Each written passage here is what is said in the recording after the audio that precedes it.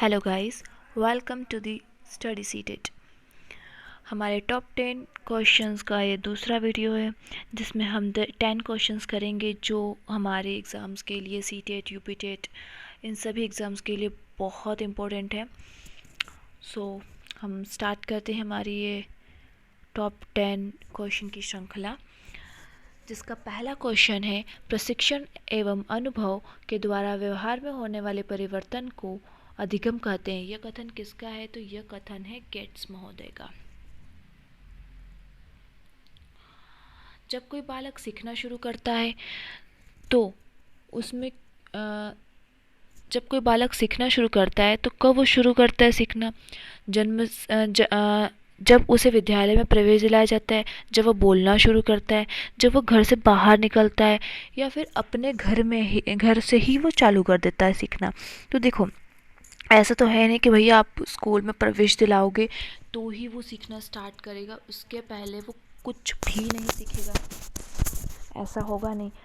दूसरी बात यह है कि वो बोलना शुरू करेगा, उसके पहले तो वो कुछ सीख ही नहीं सकता, उसके बाद ही सीखेगा, ऐसा तो नहीं हो सकता है ना। उसके पहले भी वो बहुत कुछ सीखता है बच्चा। जब वो घर से बाहर निकलता है, ज़रूरी नहीं है घर से बाहर निकलेगा तो ही सीखेगा, घर के अंदर रहेगा तो घर की अंदर की चीज़ों को सीखेगा, मतलब कुछ ना कुछ तो वो सीखना स्टार्ट करेगा ही। तो वो इसका प्रॉपर आंसर होगा जब वह जन्म लेता है और अपने जन्म से ही वो सीखना शुरू कर देता है। जन्म के तुरंत बाद वो सीखना शुरू कर देता है। वो उसकी मात्रा भले कोई कितना भी हो, कम हो या ज़्यादा हो, लेकिन वो सीखना शुरू कर देता है।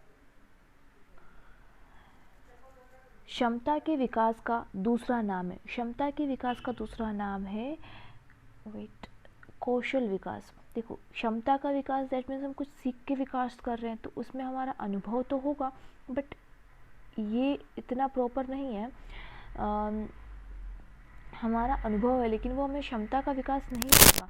परिपक्वता आ जाएगी कि सही है गलत, लेकिन क्षमता का विकास नहीं होगा।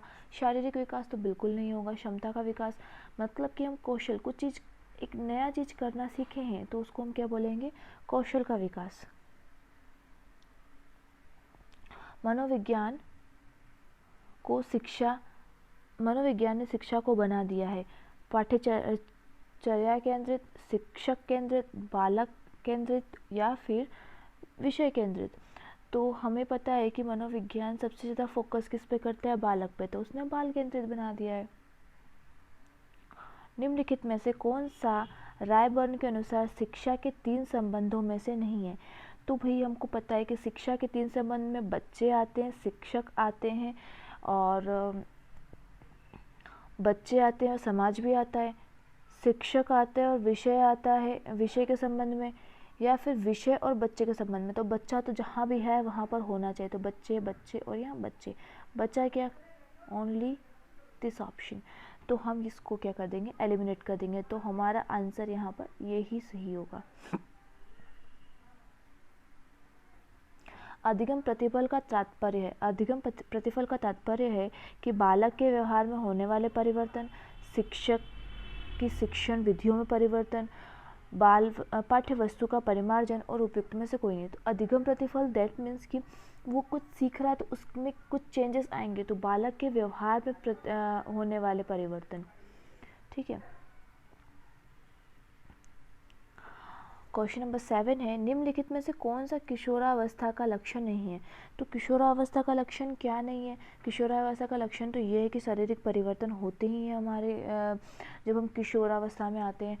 अस्थिरता की समस्या, हम बहुत विचलित होते हैं उस टाइम पे, एंड संवेगों की समस्या भी रहती है, उसमें अलग अलग संवेग आते हैं हमारे अंदर, लेकिन हमारे अंदर व्यवहार की स्थिरता नहीं होती है, क्योंकि यहाँ पर हमको पता है कि व्यवहार हमारे स्थिर नहीं होते हैं इस समय। क्वेश्चन नंबर 8 है, शिक्षा मनोविज्ञान शिक्षक को मदद करता है। किसमें मदद करता है? बाल विकास का ज्ञान प्राप्त करने में, बाल स्वभाव तथा व्यवहार जानने में, बच्चों के चरित्र का निर्माण, या फिर उपयुक्त सभी। तो हमें पता है शिक्षा मनोविज्ञान इन सभी कारकों में हमारी हेल्प करता है, तो हमारा आंसर ये सही होगा। निम्नलिखित में से कौन सा शिक्षा मनोविज्ञान के अध्ययन की वस्तुनिष्ठ वस्तुनिष्ठ विधि है। वस्तुनिष्ठ विधि कौन सी है अध्ययन की हमारी? तो हमें पता है कि आत्मनिरीक्षण जो है ये क्या हो जाएगी? वस्तुनिष्ठ विधि हो जाएगी हमारे मनोविज्ञान अध्ययन की।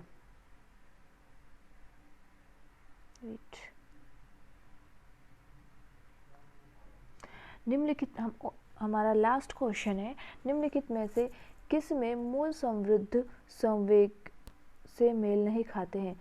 मूल संबंध संवेग से मेल नहीं खाते हैं, तो किस में मेल नहीं खाते हैं? संवेदना और आश्चर्य। देखो, पलायन करेंगे तो हमें भय होगा, ठीक है। अप्रियता मतलब कि हमको कोई चीज़ प्रिय नहीं लगेगी तो हमको घृणा होगा। युद्ध प्रियता, युद्ध, जब हमको युद्ध करने का मन कब होगा? जब हमको क्रोध आएगा, ठीक है। जब भी हमको भय होगा, कहीं से हमको जैसे डर लगता है तो हम वहाँ से भाग जाते तुरंत, तो ये क्या हो जाएगा? पलायन। क्रोध आएगा तो युद्ध हमको अच्छा लगेगा कि युद्ध करो। एंड घृणा, हमको किसी चीज़ से घृणा हो जाएगी तो वो हमको प्रिय नहीं लगेगा। लेकिन संवेदना और आश्चर्य ये तो मेल बिल्कुल नहीं खा रहे हैं, तो हमारा राइट आंसर बी हो जाएगा, that means C. Okay friends, thank you so much. Like, subscribe and share.